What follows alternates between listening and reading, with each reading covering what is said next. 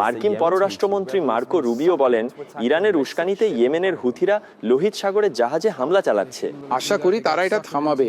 তাদের এটা করা ঠিক না। তারা ইরানিদের ফাঁদে জড়িয়েছে। হুথিরা বুদ্ধিমানের মতো এসব থেকে দূরে ছিল পুরো সংঘাতে, কিন্তু এখন দেখা যাচ্ছে তারা ফাঁদে পড়ে সৌদি আরব ও তাদের জাহাজের বিরুদ্ধে এগিয়ে গেছে। আর ইরান আমাদের কাছে অনুরোধ করছে, ঠিক আছে, সরাসরি বা পরোক্ষভাবে ইরান রোজই চুক্তির অনুরোধ করছে। সমস্যা হলো ক্ষমতায় থাকা ব্যক্তিরা চুক্তি ভেঙে দেয় বা বদলাতে চায়। মনে হচ্ছে তারা এখনো প্রস্তুত নয়, তাই তাদের চড়া মূল্য দিতে হচ্ছে, যা প্রতি রাতেই বাড়ছে। কদিনেই তারা বুঝবে এটা লাভজনক নয়, তখন তারা চুক্তিতে আসবে। প্রেসিডেন্ট যেমন বলছেন, পরিস্থিতি এমন চলতেই থাকবে না। তারা বুদ্ধি না আসা পর্যন্ত প্রতিটা রাতেই মূল্য আরো বাড়তেই থাকবে।